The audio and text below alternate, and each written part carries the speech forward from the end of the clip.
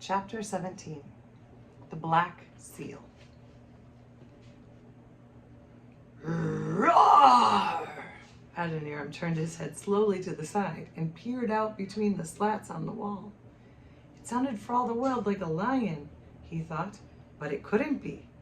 He must be hearing things. He was not. In the distance, he saw one of the strangest sights he'd ever seen in Burma. 4 of his jailers were dragging a solid wheeled cart along a muddy track towards the prison hut. On the cart was a cage, and in the cage was a full-grown lion. "Look what's coming," Adoniram told Henry Gouger. Henry wiggled himself around until he could see out the crack. "Oh," he groaned, "they're going to make quite a sport out of us, aren't they? No doubt they will feed us to the lion when they have drawn a big enough crowd." By now, all 7 men had resigned themselves to dying in custody, but the thought of being torn from limb to limb by a lion was still daunting for Adoniram. The prisoners waited all day, and the following day as well, to see what the purpose of the lion might be. "The jailers won't go near it," observed Captain Laird. "Maybe they captured it because the lion is the symbol of British power," suggested Adoniram. It would be a strange reason, but who knew what the Burmese officials were thinking these days? The weeks went by, and lion's presence continued to be a mystery. No one fed the lion, and the hungrier the animal got, the more it roared. Sometimes it would roar all night long, and Adoniram would lie awake wondering whether the jailers were just getting it good and ready to eat them. But strangely, and much to everyone's relief, instead of the prisoners being fed to the hungry lion died of starvation. By now, the prisoners who were being fed well by Henry Gouger's cook and watched over by Anne were feeling a little stronger than they had in a long time. Their new jailers were not as vicious as the spotted faces, and allowed them to go for short walks outside the prison hut, in chains, of course. Soon after the lion died, Adoniram began to look closely at the cage it had been housed in. The cage was cool and clean. 2 things the prison hut was not. Soon, Adoniram got permission from the head jailer to move into the lion's cage, with the door locked securely behind him. He was even allowed to sleep there at night, which meant that for the first time in over a year, he slept with his feet on the ground, not above his head. It was the beginning of August before the men got any idea how the war with Great Britain was progressing. A group of officials descended on the prison and demanded that all the prisoners be taken immediately to Amarapura. Once there, the men were each housed in a separate cell. Adoniram wished he had time to say goodbye to Anne Maria. He felt sure the end was near. Indeed, the end was near, though not the end of his life, as he thought, but the end of the war. King Bagyada had brought the foreign prisoners to Amarapura to translate papers outlining a treaty to end the war. The British had won, and Sir Archibald Campbell, commander of the British forces, had written out Britain's terms for Burma's surrender. However, the only people in the whole country who could translate these terms for the Burmese to understand them were the prisoners and Anne. The surrender, which involved handing over several Burmese territories to Great Britain, took a long time to negotiate. It was November before the treaty was ratified and the foreign prisoners were finally set free. The British, though, still had more translation work to do, so they asked Adoniram to visit their camp at Yandabo, farther downriver, to help out. A boat was provided for the trip, and soon the Judson family was floating serenely down the Irrawaddy River on a beautiful moonlit night. As Adoniram sat with his wife at his side and his baby daughter in his arms, he marveled at the sights and sounds around him. Every moment of life seemed extra precious to him now. He turned to Anne and with a sigh said, "Heaven must be something like this." When they reached the British camp, Adoniram went straight to work translating the Treaty of Yandabo. His old friend, Henry Gouger, was already there helping with the translation, and the two of them worked side by side. By March 1826, the work was done, and Adoniram and Anne were escorted back to Rangoon aboard the gunboat Irrawaddy. With all the fighting that had gone on around Rangoon, they wondered whether there would be anything remaining of the mission house they had left over 2 years before. When the British had bombarded the city, the Wades and the Hughes had been forced to flee to Calcutta, leaving the mission house unattended. Amazingly, the house was still standing, though it was in bad shape. Adoniram stood in front of it, its doors torn off and many of its exterior boards broken, and wondered where he would find the strength to repair it. He also wondered where he would find the strength to begin working translating the New Testament into Burmese all over again. Before the night was over, however, Adoniram was in for one of the most wonderful surprises of his life. He learned that on the day the foreign prisoners were taken from the death prison, Maung Ing, a faithful convert who had accompanied Adoniram and Anne when they moved to Ava, had gone to the prison to look for some token to remember his American friend by. All he found was an old pillow, too dirty and worn to be of use, even to a spotted face, and so the pillow had been thrown in the mud outside the prison wall. Maung Ing recognized it as Adoniram's pillow and took it home to wash it. Only then did he notice how unusually lumpy it felt. He investigated and found the entire translation of the New Testament into Burmese, which Adoniram had spent 9 years working to complete. Overjoyed at the discovery, Maung Ing had kept the manuscript safe. Now, Adoniram was free, and Anne was no longer under suspicion. It was time to return the translation. Adoniram could hardly believe the story, but there was no doubt it was true. Maung Ing held the pages of the Burmese translation in his hands. Over the next few days, Adoniram and Anne worked hard to locate the little band of Christian converts they had left behind. Only Maung Shwe Nyong could be found. They had expected this. The war had disrupted the lives of many people in Burma, especially those in the coastal provinces. As a result, people had been scattered to various parts of the country.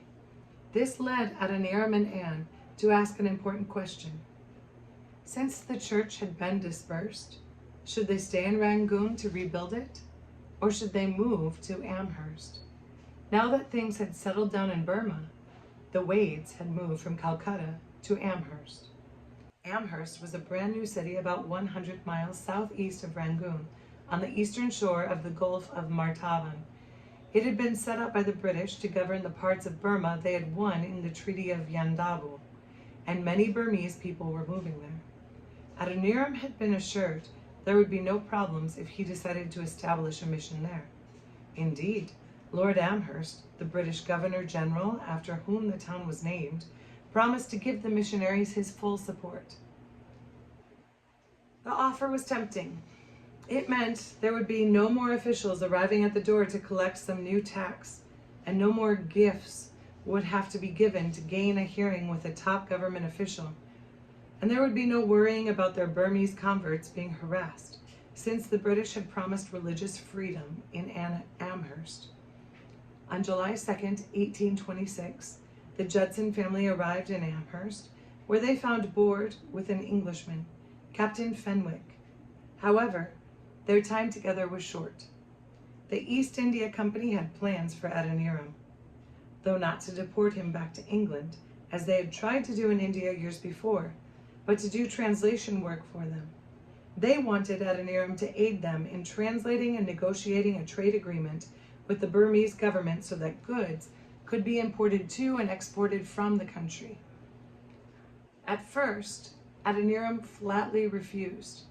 His missionary work, not trade arrangements, was what mattered most to him. But now that Henry Gouger had left Burma, Adoniram was the only person in the country who could do the job. Finally, the East India Company made him an offer he couldn't refuse. Not money, but the promise that along with the trade agreement, the company would try to get the Burmese government to agree to religious freedom for every citizen in the country. Even though it meant his returning to Ava and the families being separated yet again, Adoniram and Anne agreed that it was a heaven-sent opportunity. Imagine, they told each other, if Burmese people were free to be Christians, there would be no more secret baptism and no more whispered sermons behind closed doors. Adoniram waved to Anne from the deck of the small steamboat that was taking him upriver to Ava. He hoped the negotiations would go well so that he could be back with his family soon. To Adoniram and Anne's dismay, the negotiations dragged on endlessly. The Burmese government haggled over every word in the agreement, and by October, Adoniram was wondering whether he would ever get home to Anne and Maria. He eagerly awaited the arrival of each new letter from Anne. Some of the letters bothered him, however. Maria was sickly and weak, and sometimes Anne wrote about her concern that Maria would not live to see her second birthday. November 24th, 1826 was a day Adoniram would never forget. He was staying at Dr. Price's house in Ava when a servant handed him a letter. Adoniram's hand shook as he carried it to his room. The letter had a black seal, a customary way for the writer to let the reader know it brought news of a death. He thought of little Maria as he shut the door behind him, and he hoped that Anne had not become sick with grief. After all, Maria was their third child to die in infancy.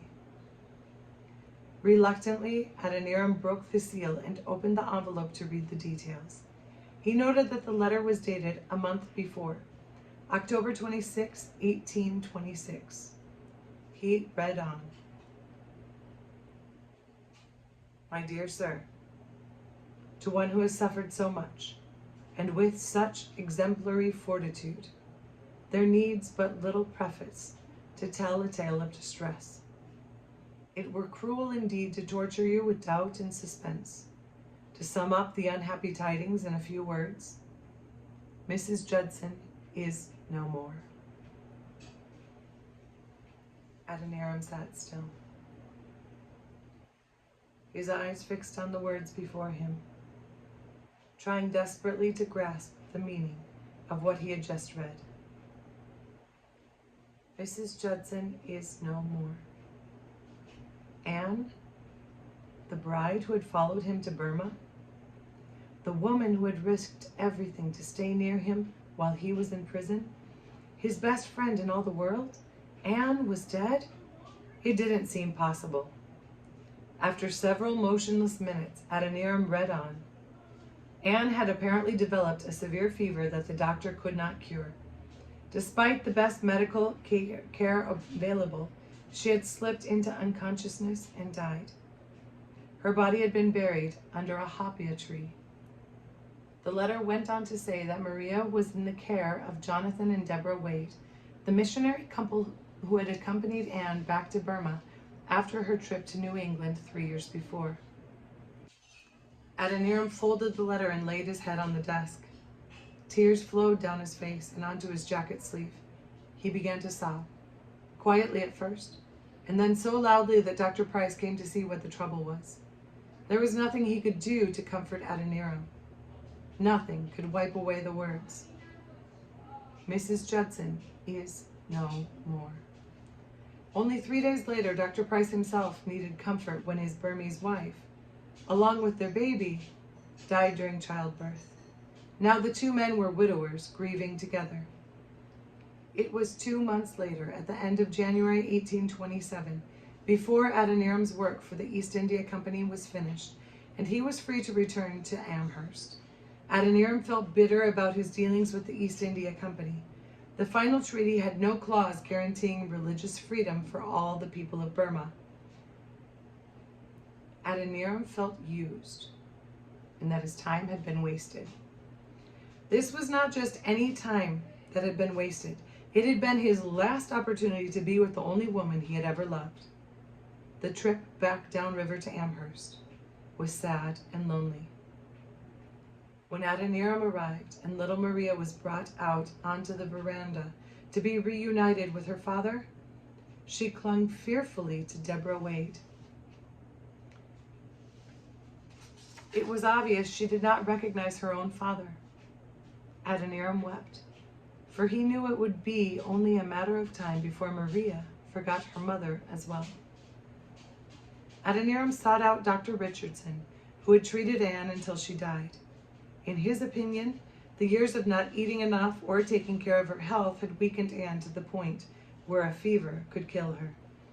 This made Adoniram feel worse, not better. He was the one who had been in the death prison, yet ironically, he had lived through the whole ordeal, while the stress of the situation on Anne had helped to end her life. Still, there was work to be done. The Baptist Mission Society in the United States was sending out more missionaries. Soon, George Boardman and his beautiful blonde, blue-eyed wife, Sarah, arrived in Burma, along with their baby daughter. More than ever, Adoniram felt the need to keep on with his translation work. As well, he preached several times a week in a hastily built zayat. Freed from the laws governing religion in the rest of Burma, many citizens of Amherst were eager to learn about the gospel. But despite all his busyness, Anne was never far from his thoughts. 6 months to the day after Anne's death, Maria died. She was 2 years, 3 months old. Adoniram buried her beside her mother. In July 1827, Adoniram received a letter from his mother informing him that his father had died. Although his father had been an old man, this was still a difficult death for Adoniram to cope with. Not long afterwards, he received word that his brother Elnathan, who was 35 years old, had died. Soon after that, Elnathan's widow and his only daughter also died. Such news greatly depressed Adoniram, who began to think that his mother would never have any grandchildren who lived past the age of 10. He also began to wonder about the point of living. Slowly, he began to cut himself off from any social contact.